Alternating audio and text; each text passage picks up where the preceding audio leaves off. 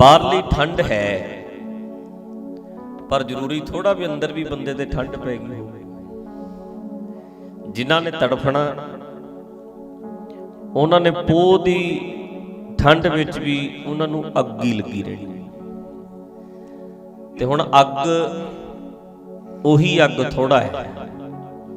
हंस हेत लोभ कोप चारे नदियां अग पवै दज्जै नानक तरीए करमी लग।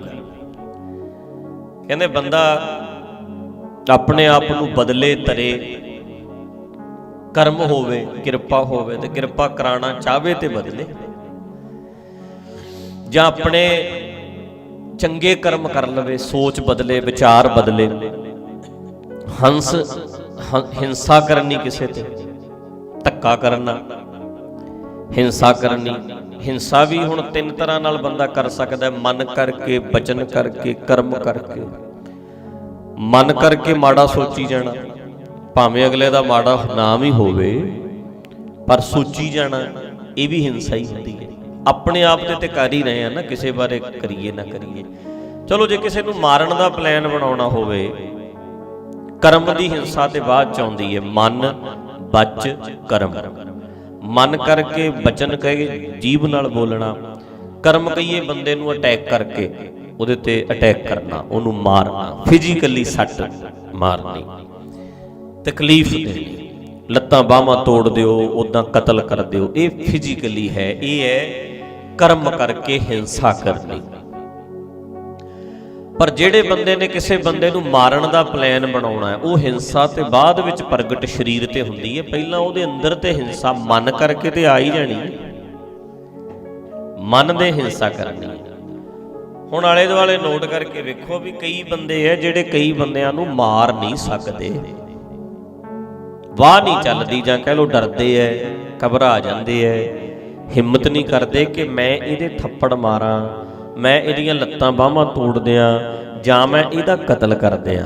बहुत सारे बंदे कर पाउंदे नहीं पर करना चाहुंदे ने। जदों करना चाहुंदा हुंदा है बंदा कर नहीं सकदा, ओनू ते हिंसा नहीं पहुंचा सकिया पर जिहड़ी अंदर किसी नूं दुखी करन तो पहला खुद दुखी होना पैंदा है, परेशान करन तो पहला खुद भी परेशान होना पैंदा है। अपने आप ते हिंसा कर रहा, अपने आप नाल धक्का कर रहा, किसी नूं मारना। नाल एक गल पक्की है, किसी नूं मारना किसी मसले दा हल नहीं हुंदा। किसी मसले दा किसी नूं मारन नाल हल नहीं हुंदा। सोच थोड़ा मरदी है, विचारधारा थोड़ा मरदी है। चलो वखरे चैप्टर ने। मन करके हिंसा करनी, बचन करके जीभ नाल बोलना ते जां फिर कम करके फिजिकली अटैक करना। हुण हंस ये भी एक तरह नाल अग है, हिंसा। हेत कहंदे है मोह, पंकज मोह पग नहीं चल है, चिक्कड़ भी इहनूं दस्सिया ते ये अग भी है। हुण मोह दी अग्नि ऐसी कईयां दे अंदर प्रचंड हुंदी है ते वो की है कि हर वेले लालच, आ भी इत्थों भी इकट्ठा कर लो, आ भी इकट्ठा कर लो। अपने बच्चियां तो बिना परिवार तो बिना उन्हां नूं कुछ नहीं दिसदा हुंदा। मोह दे विच फसिया होया है। ये भी अग है जिहड़ी अंदर ही अंदर बंदे नूं साड़दी है। होना चाहिए पर बैलेंस लिमिट विच होना चाहिए ना, लिमिट विच होना चाहिए। हंस हेत फिर लोभ, लोभी हो जाना ये भी अग है। लोभी बने रहना हर वेले, होर इकट्ठा कर लो, होर इकट्ठा कर लो। मतलब ये है जिवें हुण मन लो कह लो कि माया पैसा, पैसा जिहड़ा है एक सुख है।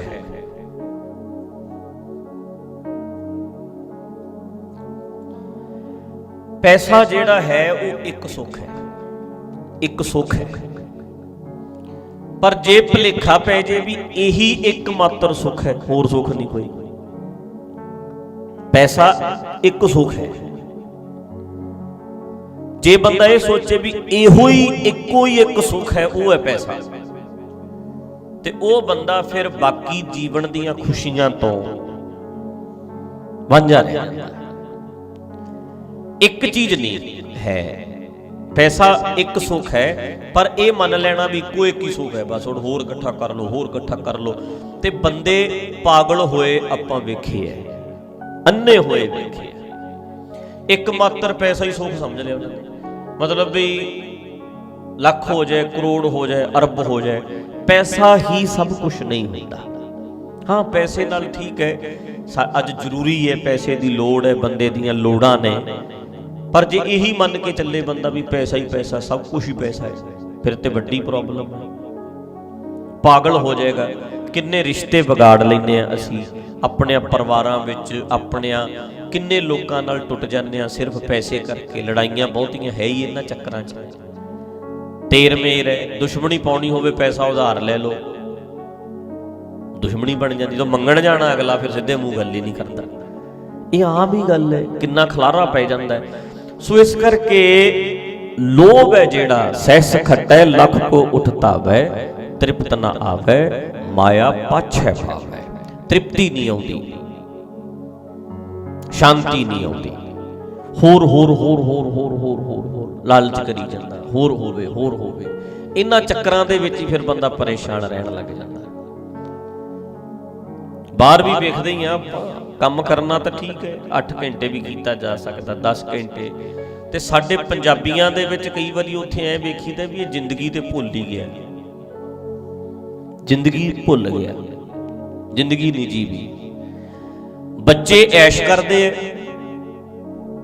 ਪਰ ਮਾਪੇ ਕਈ ਵਾਰੀ ਇੰਨੇ ਕੁ ਹੋਏ ਹੁੰਦੇ ਐ, ਘਰ 1 ਖਰੀਦ, 2 ਖਰੀਦ, 3 ਖਰੀਦ, 4 ਘਰ ਫਰੀ, ਤੇ ਗੋਰੇ ਕਿਰਾਏ ਤੇ ਵੀ ਸਾਰੀ ਜ਼ਿੰਦਗੀ ਕੱਢ ਲੈਂਦੇ ਆ, ਪਰ ਜ਼ਿੰਦਗੀ ਨੂੰ ਮਾਣਦੇ ਆ, ਜ਼ਿੰਦਗੀ ਨੂੰ ਵੇਖਦੇ ਆ। ਘੁੰਮਣ ਜਾਣਗੇ, 3 ਮਹੀਨੇ ਬਾਅਦ ਛੁੱਟੀ ਕਰਨਗੇ, 6 ਮਹੀਨੇ ਬਾਅਦ, ਸਾਲ 'ਚ 3-4 ਵਾਰੀ ਬਾਹਰ ਜਾਣਗੇ, ਹਰ ਵੀਕਐਂਡ ਤੇ ਜਾਣਗੇ, ਪਰ ਉਹ ਜ਼ਿੰਦਗੀ ਨੂੰ ਵੇਖਦੇ ਆ। ਸਾਡੇ 'ਚ ਲਾਲਚ ਪੈਦਾ ਹੋ ਜਾਂਦਾ ਹੈ, ਅਸੀਂ ਲੱਖਾਂ ਦਾ ਹਿਸਾਬ ਲਾਈ ਜਾਂਦੇ ਆ। ਉਹ ਕਰਦਾ ਕਰਦਾ ਬੰਦਾ ਇਕੱਠਾ। ਇੱਕ ਹੋਰ ਵੱਡੇ ਪੰਗੇ ਹੈ ਜਿਹੜੇ ਆਲੇ ਦੁਆਲੇ ਵਾਲਿਆਂ ਦਾ ਸਾਰਾ ਕੁਝ ਕਰਦਾ ਬੰਦਾ, ਵੀ ਫਲਾਣੀ ਮਾਸੀ, ਫਲਾਣੀ ਭੂਆ, ਫਲਾਣਾ ਚਾਚਾ, ਫਲਾਣਾ ਤਾਇਆ, ਫਲਾਣਾ ਭੂਆ ਦੀ ਕੁੜੀ, ਫਲਾਣਾ ਮੁੰਡੇ ਦਾ, ਮਾਸੀ ਦਾ ਮੁੰਡਾ।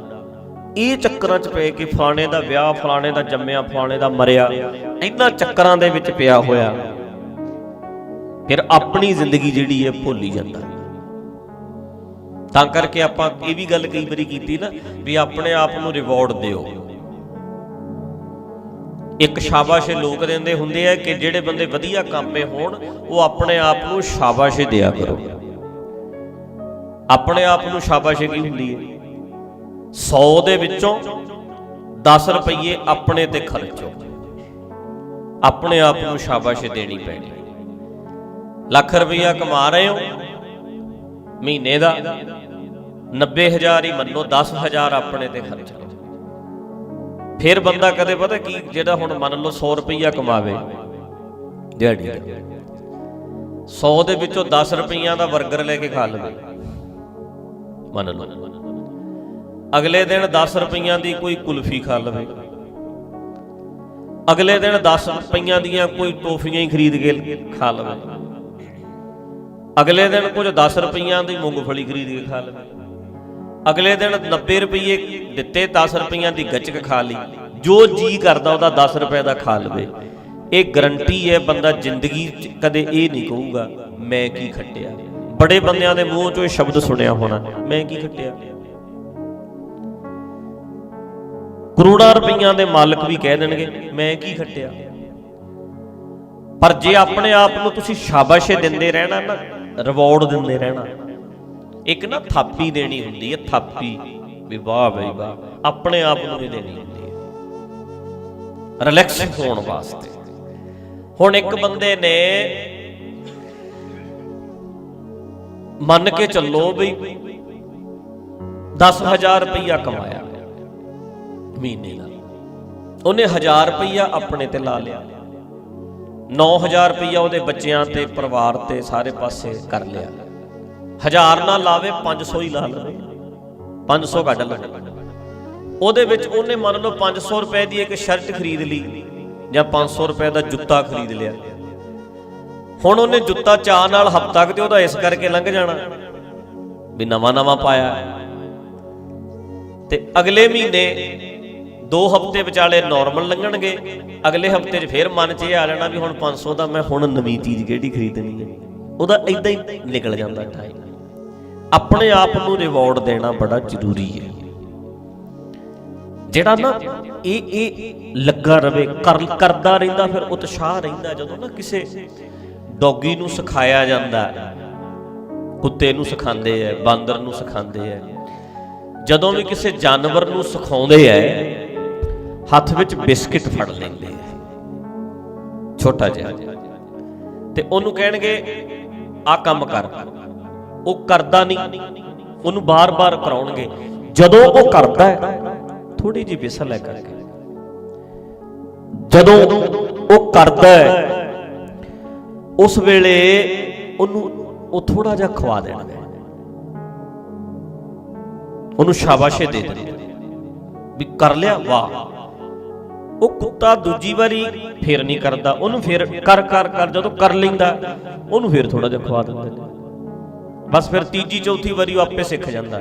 ਉਹਨੂੰ ਪਤਾ ਹੈ ਵੀ ਜੇ ਖਾਣਾ ਹੈ ਤੇ ਪਹਿਲਾਂ ਆ ਮੈਨੂੰ ਕੰਮ ਕਰਨਾ ਪੈਣਾ। ਉਹਨੂੰ ਕੁੱਤੇ ਨੂੰ ਸਿਖਾਓ ਸਿੱਟ, ਬੈਠਦਾ ਨਹੀਂ, ਸਿੱਟ ਸਿੱਟ ਕਹਿੰਦੇ ਨੇ। ਜਦੋਂ ਹੀ ਬਹਿ ਗਿਆ ਉਦੋਂ ਹੀ ਖਵਾ ਦਿਓ। ਉਹਨੂੰ ਪਤਾ ਲੱਗ ਜਾਣਾ ਵੀ ਬੈਠੂੰਗਾ ਫਿਰ ਮੈਨੂੰ ਖਾਣ ਨੂੰ ਮਿਲੂਗਾ। ਉਹਦੇ ਚੱਕਰ 'ਚ ਉਹ ਸਾਰਾ ਕੁਝ ਸਿੱਖ ਜਾਂਦਾ। ਨੋਟ ਕਰਕੇ ਵੇਖ ਲਓ ਤੁਸੀਂ ਨਾ, ਇੱਕ ਪਲਾਨ ਬਣਾਓ ਕਿ ਅਗਲੇ ਹਫ਼ਤੇ ਸ਼ਿਮਲੇ ਘੁੰਮਣ ਜਾਣਾ। ਆਹ ਹਫ਼ਤਾ ਲੰਘ ਕਦੋਂ ਜਾਊ ਪਤਾ ਹੀ ਨਹੀਂ ਲੱਗਦਾ, ਚਾਹ 'ਚ ਹੀ ਲੰਘ ਜਾਣਾ। ਮਹੀਨੇ ਬਾਅਦ ਗੋਆ ਜਾਣ ਦਾ ਪਲਾਨ ਬਣਾ ਲਓ ਵੀ ਮਹੀਨੇ ਬਾਅਦ ਗੋਆ ਜਾਵਾਂਗੇ, ਤੇ ਮਹੀਨਾ ਕਦੋਂ ਲੰਘ ਜੂ ਪਤਾ ਹੀ ਨਹੀਂ ਲੱਗਦਾ। 3 ਮਹੀਨਿਆਂ ਬਾਅਦ ਦੁਬਈ ਜਾਵਾਂਗੇ, 3 ਮਹੀਨਿਆਂ ਬਾਅਦ ਜਾਣਾ ਨਾਲੇ, ਤੇ 3 ਮਹੀਨੇ ਕਦੋਂ ਲੰਘ ਜਾਣਗੇ ਪਤਾ ਹੀ ਨਹੀਂ ਲੱਗਦਾ। ਹੁਣ ਇਹ ਤੇ ਮੈਂ ਗੱਲ ਕਰ ਰਿਹਾ ਦੁਬਈ ਦੀ ਜਾਂ ਗੋਆ ਦੀ ਜਾਂ ਸ਼ਿਮਲੇ ਦੀ। ਸਾਡੇ ਵਾਲੇ ਜਿਹੜੇ ਆਪਾਂ ਛੋਟਾ ਜਿਹਾ ਵੀ ਪਲਾਨ ਕਰਕੇ ਰੱਖੀਏ ਨਾ ਵੀ ਅਗਲੇ ਹਫ਼ਤੇ ਆਪਾਂ ਬਾਹਰ ਕਿਤੇ ਸਾਰੇ ਪਰਿਵਾਰ ਦੇ ਨਾਲ ਰੋਟੀ ਖਾ ਕੇ ਆਵਾਂਗੇ, ਰੈਸਟੋਰੈਂਟ 'ਚ ਚੱਲਾਂਗੇ ਜਾਂ ਪੀਜ਼ਾ ਹੀ ਖਾ ਆਵਾਂਗੇ, ਮਤਲਬ ਕੁਛ ਨਾ ਕੁਛ ਆਊਟਿੰਗ ਹੋ ਜਾਏਗੀ। ਉਹਦੇ ਨਾਲ ਤੁਹਾਨੂੰ ਇੱਕ ਚਾਅ ਬਣਿਆ ਰਹਿੰਦਾ ਵੀ ਅਗਲਾ ਐਤਵਾਰ ਫੇਰ ਆਉਣ ਵਾਲਾ, ਅਗਲਾ ਐਤਵਾਰ ਫੇਰ ਆਉਣ ਵਾਲਾ। ਬੱਚਿਆਂ ਨੇ ਇਹੀ ਵੇਟ ਕਰੀ ਜਾਣਾ ਵੀ ਕਦੋਂ ਐਤਵਾਰ ਆਊ, ਕਦੋਂ ਚੱਲਾਂਗੇ, ਕਦੋਂ ਚੱਲਾਂਗੇ। 15 ਦਿਨਾਂ ਬਾਅਦ ਰੱਖ ਲਓ ਇੱਕ ਦਿਨ। ਹੁਣ ਸਾਡੇ ਵਾਲੇ ਮਿੰਟ ਵਿੱਚ ਗੱਲ ਇੱਧਰ ਨੂੰ ਲੈ ਜਾਣਗੇ। ਹੁਣ ਕਹਿਣਗੇ ਅੱਛਾ ਪੀਜ਼ਾ ਰੋਜ਼ ਖਾਇਆ ਕਰਾਂਗੇ, ਇਹ ਤੇ ਫਿਰ ਰੋਜ਼ ਹੀ ਜਾਇਆ ਕਰਾਂਗੇ। ਇਹ ਨਹੀਂ ਹੁੰਦਾ। ਮਤਲਬ ਇਹਦਾ ਇਹ ਨਹੀਂ ਹੈ ਵੀ ਤੁਸੀਂ ਉੱਜੜਨਾ। ਮੈਂ ਉੱਜੜਨ ਦੀ ਗੱਲ ਨਹੀਂ ਕਰ ਰਿਹਾ, ਮੈਂ ਕਹਿ ਰਿਹਾ ਆਪਣੇ ਆਪ ਨੂੰ ਉਤਸ਼ਾਹਿਤ ਕਰਨ ਦੀ, ਆਪਣੇ ਆਪ ਨੂੰ ਸ਼ਾਬਾਸ਼ੀ ਦੇਣ ਦੀ। ਮੈਂ ਕਹਿ ਰਿਹਾ ਅਸੀਂ ਐ ਕਿਉਂ ਕਹਿੰਦੇ ਆ ਵੀ ਅੱਕਦੇ ਕਿਉਂ ਹੁੰਦੇ ਆ, ਉਹਦਾ ਕਾਰਨ ਹੈ ਕਿ ਇਹਦੀ ਰਿਕੁਆਇਰਮੈਂਟ ਹੈ, ਪੀਸ ਆਫ ਮਾਈਂਡ ਹੈ ਨਾ ਜਿਹੜੀ, ਇਹਦੀ ਸ਼ਰਤਾਂ ਹੈ ਜਿਹੜੀਆਂ ਪੂਰੀਆਂ ਕਰਨੀਆਂ ਚਾਹੀਦੀਆਂ। ਜਿਵੇਂ ਬੋਡੀ ਨੂੰ ਠੀਕ ਰੱਖਣ ਲਈ ਸ਼ਰਤ ਤੇ ਹੈਗੀ ਹੈ ਵੀ ਇਹਨੂੰ ਹਿਲਾਓ, ਭਜਾਓ, ਦੌੜੋ, ਐਕਸਰਸਾਈਜ਼ ਕਰੋ, ਇਹਦੀ ਸ਼ਰਤ ਹੈ। ਮਾਈਂਡ ਨੂੰ ਵੀ ਰਿਲੈਕਸ ਰੱਖਣਾ ਹੁੰਦਾ, ਇਹਦੀਆਂ ਵੀ ਕੁਝ ਸ਼ਰਤਾਂ ਹੈ ਜਿਹੜੀਆਂ ਪੂਰੀਆਂ ਕਰਨੀਆਂ ਚਾਹੀਦੀਆਂ। ਜਦੋਂ ਜਦੋਂ ਉਹ ਪੂਰੀਆਂ ਹੁੰਦੀਆਂ ਫਿਰ ਮਨ ਸ਼ਾਂਤ ਹੋਣ ਲੱਗ ਜਾਂਦਾ, ਇੱਕ ਚਾਅ ਬਣਿਆ ਰਹਿੰਦਾ, ਇੱਕ ਉਤਸ਼ਾਹ ਬਣਿਆ ਰਹਿੰਦਾ। ਛੋਟੀ ਜੀ ਫੈਮਿਲੀ ਹੈ, 4 ਜੀ ਹੈ ਘਰ ਦੇ, ਬਹੁਤੀ ਇਨਕਮ ਨਹੀਂ ਹੈ, ਬਸ ਫਿਰ ਛੋਟਾ ਜਿਹਾ ਪਲਾਨ ਕਰ ਲਓ। ਛੋਟੀ ਇਨਕਮ ਹੈ, ਛੋਟਾ ਜਿਹਾ ਪਲਾਨ ਕਰ ਲਓ। ਵੱਡੀ ਇਨਕਮ ਹੈ, ਵੱਡਾ ਪਲਾਨ ਕਰ ਲਓ। ਬਸ ਜਿੱਦਾਂ ਦੀ ਇਨਕਮ ਹੋਵੇ ਓਡਾ ਕ ਪਲਾਨ ਛੋਟਾ ਛੋਟਾ ਕਰਦੇ ਰਹੀਏ, ਆਪਣੇ ਆਪ ਨੂੰ ਰਿਵਾਰਡ ਦਿੰਦੇ ਰਹੋ। ਉਸ ਤੋਂ ਵੀ ਥੱਲੇ ਹੈ ਫੈਮਿਲੀ ਤੋਂ ਬਿਨਾ ਵੀ, ਇਕੱਲੇ ਨੂੰ ਵੀ ਆਪਣੇ ਆਪ ਲਈ ਵੀ ਹਾਂ ਇੰਨਾ ਜਿਹੜਾ ਹੈ ਇਹ ਮੇਰਾ ਹੈ। ਬੰਦਾ ਰਿਊੜੀਆਂ ਹੀ ਲੈ ਕੇ ਖਾ ਲਵੇ, ਗੱਚਕੀ ਖਾ ਲਵੇ, ਪਰ ਜੇ ਉਹਨੇ ਰੋਜ਼ ਆਪਣੇ ਲਈ 5 ਰੁਪਏ 10 ਰੁਪਏ ਖਰਚੇ ਹੈ ਨਾ, ਲਿਖ ਕੇ ਦੇ ਸਕਦਾ ਮੈਂ, ਇਹ ਨਹੀਂ ਕਹੂ ਵੀ ਮੈਂ ਕੀ ਖੱਟਿਆ, ਮੈਂ ਤੇ ਕੁਝ ਵੀ ਨਹੀਂ ਖੱਟਿਆ, ਮੈਂ ਤੇ ਸਾਰਾ ਕੁਝ। ਏਦਾਂ ਨਹੀਂ, ਆਪਣੇ ਆਪ ਨੂੰ ਟਾਈਮ ਦਿੰਦੇ ਰਹਿਣਾ ਚਾਹੀਦਾ। ਹੁਣ ਅਸੀਂ ਕਹਾਂਗੇ ਫਿਰ ਅਸੀਂ ਤੇ ਉੱਜੜ ਜੀਏ, ਅਸੀਂ ਤੇ ਆਪਣੇ ਆਪ, ਬੰਦਾ ਏਦਾਂ ਨਹੀਂ ਹੁੰਦਾ। ਅਸਲ 'ਚ ਇਹ ਤੁਸੀਂ ਕਰ ਆਪਣੇ ਬੱਚਿਆਂ ਲਈ ਰਹੇ ਹੋ, ਤੁਸੀਂ ਸ਼ਾਂਤ ਰਹੋਗੇ, ਰਿਲੈਕਸ ਰਹੋਗੇ, ਉਨਾ ਹੀ ਤੁਸੀਂ ਬੱਚਿਆਂ ਲਈ ਜ਼ਿਆਦਾ ਟਾਈਮ ਕਰ ਸਕੋਗੇ। ਖੁਸ਼ ਰਹੇਗਾ ਬੰਦਾ, ਕੰਮ ਕਰੇਗਾ। ਹੁਣ ਜਦੋਂ ਖੁਸ਼ ਰਹਿੰਦਾ, ਖੁਸ਼ ਘਰ ਜਾਂਦਾ, ਤੇ ਘਰ ਵਾਲੀ ਵੀ ਵੇਖ ਕੇ ਖੁਸ਼ ਹੋ ਜਾਂਦੀ ਹੈ, ਬੱਚੇ ਵੀ ਵੇਖ ਕੇ ਖੁਸ਼ ਹੋ ਜਾਂਦੇ। ਖੁਸ਼ ਤੇ ਹੈ ਉਹ ਜਦੋਂ ਤੁਸੀਂ ਰਿਲੈਕਸ ਰਹਿੰਦੇ ਆ, ਤੇ ਨਿਆਣੇ ਜਿਹੜੇ ਨੇ ਉਹ ਫੀਲ ਕਰ ਜਾਂਦੇ ਆ, ਉਹਨਾਂ ਨੂੰ ਮਹਿਸੂਸ ਹੋ ਜਾਂਦਾ ਹੈ, ਬੱਚਿਆਂ ਨੂੰ, ਘਰ ਵਾਲੀ ਨੂੰ ਇਹ ਮਹਿਸੂਸ ਹੁੰਦਾ ਹੈ। ਤਾਂ ਕਰਕੇ ਇਹ ਬੜਾ ਹੀ ਲਾਜ਼ਮੀ ਹੈ ਕਿ ਅਸੀਂ ਆਪਣੇ ਆਪ ਨੂੰ ਰਿਵਾਰਡ ਦਈਏ, ਆਪਣੇ ਆਪ ਨੂੰ ਥੋੜਾ ਜਿਹਾ ਰਿਲੈਕਸ ਰੱਖੀਏ। ਪਰ ਪੰਗਾ ਕੀ ਹੈ ਕਿ ਜਦੋਂ ਇਸ ਜਿਹਨੂੰ ਅਸੀਂ ਪੰਜਾਬੀ 'ਚ ਕਹਿੰਦੇ ਨੇ ਗਧੀ ਗੇੜ 'ਚ ਬੰਦਾ ਪੈਂਦਾ, ਇਸ ਚੱਕਰੀ 'ਚ ਪੈ ਜਾਂਦਾ ਹੈ, ਇਸ ਉਲਝਣ 'ਚ ਪੈਂਦਾ ਹੈ, ਫਿਰ ਲੱਗਿਆ ਹੀ ਰਹਿੰਦਾ, ਫਿਰ ਜਿਉਂ ਕੁੱਕਰ ਹਰਕਾਇਆ ਵਾਲਾ ਕੰਮ ਹੋ ਜਾਂਦਾ। ਹਲਕਿਆ ਕੁੱਤਾ ਜਿਉਂ ਕੁੱਕਰ ਹਰਕਾਇਆ, ਧਾਵੈ ਦਹਿ ਦਿਸ ਜਾਏ, ਲੋਭੀ ਜੰਤ ਨਾ ਜਾਣੀ, ਭੱਖ ਅਪੱਖ ਸਭ ਖਾਏ। ਫਿਰ ਹਰ ਵੇਲੇ ਇਦਾਂ ਹੀ ਦਿਮਾਗ ਚੱਲੀ ਜਾਂਦਾ, ਇਧਰੋਂ ਕਿਵੇਂ ਆਵੇ, ਇਧਰੋਂ ਕਿਵੇਂ ਆਵੇ, ਐ ਕਿਵੇਂ ਆਵੇ, ਐ ਕਿਵੇਂ ਆਵੇ। ਮੈਂ ਫਿਰ ਕਹਿਣਾ ਚਾਹੁੰਦਾ, ਪੈਸਾ ਇੱਕ ਸੁੱਖ ਹੈ, ਪਰ ਇੱਕ ਮਾਤਰ ਇਹੀ ਸੁੱਖ ਹੈ, ਇਹ ਮੂਰਖਤਾ ਹੈ। ਇਹੀ ਗੱਲਾਂ ਸੁੱਖ ਨਹੀਂ ਹੁੰਦਾ, ਇਹੀ ਸਭ ਕੁਝ ਨਹੀਂ ਹੁੰਦਾ, ਇਹੀ ਨਹੀਂ ਹੁੰਦਾ। ਮਤਲਬ ਇਕੱਠਾ ਕਰ ਲੋ, ਜੋੜ ਲੋ, ਜਿੰਨਾ ਇਦਾਂ ਨਹੀਂ ਹੁੰਦਾ। ਇਹ ਭੁਲੇਖਾ ਹੈ ਸਾਡੇ ਮਨ ਦਾ, ਰਹਿ ਜਾਂਦਾ ਧਰਿਆ ਧਰਾਇਆ। ਇੱਥੋਂ ਤੋਂ ਲੈ ਕੇ ਨਾ ਪੰਜਾਬ ਤੋਂ ਦਿੱਲੀ ਤੱਕ ਬੰਦੇ ਦੀ ਜ਼ਮੀਨ ਸੀ, ਜੁੜਦਾ ਹੀ ਰਿਹਾ। ਇਹ ਸ਼ਹਿਰ 'ਚ ਵੀ, ਇੱਥੇ ਵੀ ਮਤਲਬ ਅਰਬਾਂ ਖਰਬਾਂ ਦਾ ਮਾਲਕ ਹੈ। ਜਵਾਨ ਪੁੱਤ ਸਾਹਮਣੇ ਤੁਰ ਗਿਆ, ਨਸ਼ੇ ਦੇ ਵਿੱਚ ਪੈ ਗਿਆ, ਗਰਕ ਗਿਆ ਸਾਰਾ। ਤੇ ਜਿੱਥੇ ਜਿਹੜੇ ਬੰਦੇ ਬੈਠੇ ਸੀ, ਉਹਨਾਂ ਨੇ ਉੱਥੇ ਦੱਬ ਲਈ। ਕਰਦਾ ਰਿਹਾ ਇਕੱਠਾ, ਕੱਖ ਨਹੀਂ ਪ੍ਰਾਪਤ ਹੋ ਸਕਿਆ। ਸੋ ਇਦਾਂ ਬੜੇ ਬੰਦਿਆਂ ਨੇ ਆਪਣੀਆਂ ਜ਼ਿੰਦਗੀਆਂ ਅਜਾਈਂ ਲਗਾ ਲਈਆਂ।